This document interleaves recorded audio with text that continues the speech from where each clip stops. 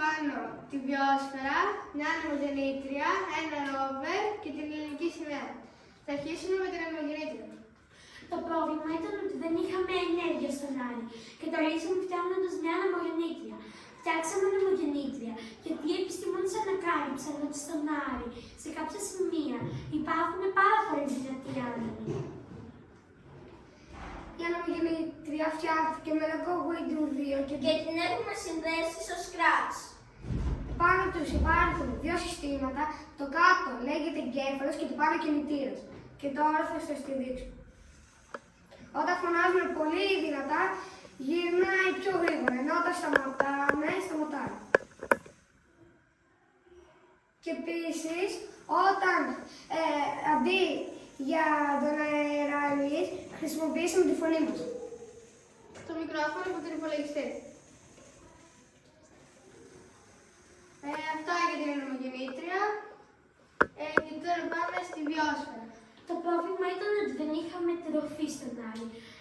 Το λύσαμε φτιάχνοντας μια βιόσφαιρα.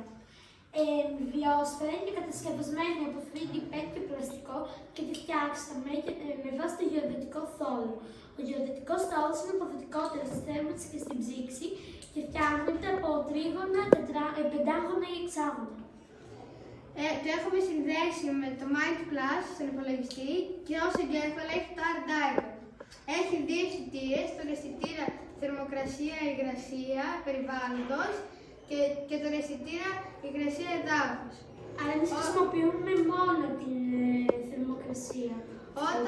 Όταν η θερμοκρασία περιβάλλοντος πέσει κάτω από 25, θα ανάψει το LED, το κόκκινο, και όταν η υγρασία εδάφους πέσει κάτω από 400, θα χτυπήσει τον beeper. Και έχουμε και επίσης μια LCD οθόνη, που όσο βλέπουμε στη σηριακή οθόνη στον υπολογιστή, το βλέπουμε σε αυτήν εδώ πέρα. Και τώρα θα δείξουμε πώς δουλεύει.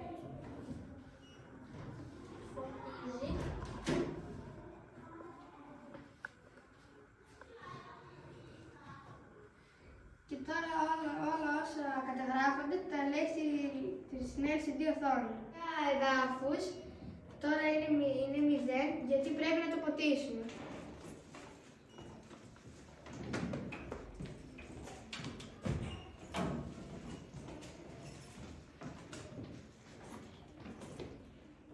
Τώρα που θα το ποτίσουμε θα ανέβει.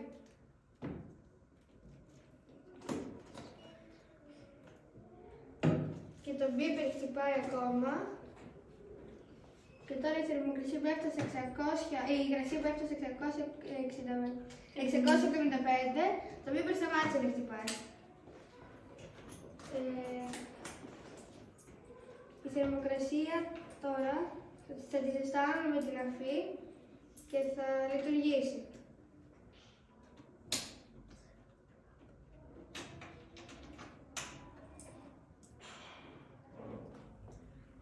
Έχουμε 22 βαθμούς. Τη ζεσταίνουμε.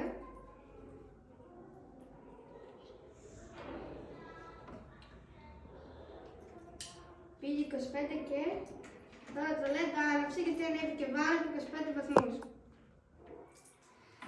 Αυτά για τη βιόσφαιρα. Τώρα πάμε και στο ρόβερ. Έχουμε φτιάξει ένα ρόβερ για την εξερεύνηση του πλανήτη Άρη. Το ρόβερ είναι αντίγραφο από αυτό που υπάρχει ήδη στον Άρη και λέγεται Perseverance.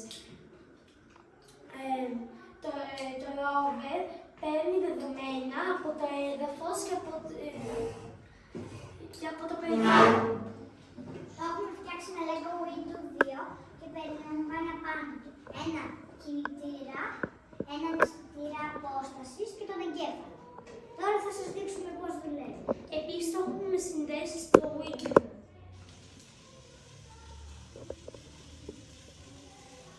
Όταν δει το εμπόδιο θα σταματήσει και θα γυρίσει πίσω.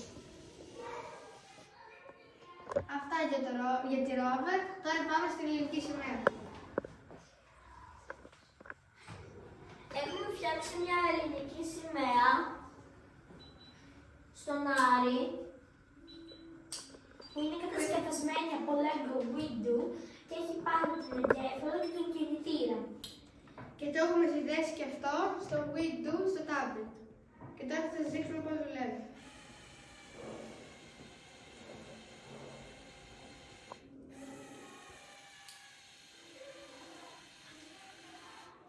τώρα θα ρουν εκεί για να ξέρουν άλλοι αστροναύτες ότι ήταν κι άλλοι. Αυτά για το κάμπος, με την τροφή, τη μετακίνηση και την ενέργεια, ναι, μπορούμε να ζήσουμε στον Άριο.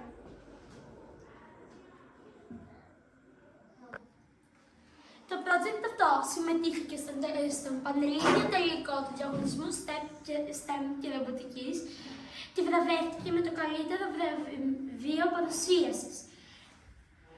Αν θέλετε κι άλλα τέτοια βίντεο, μπείτε στο κανάλι μας η Απίθανη και έχει κι άλλα τέτοια. Πατήστε like, subscribe, εγγραφείτε στο κανάλι μας, πατήστε και το κουδουνάκι και θα σας ξαναδούμε σύντομα. Και πείτε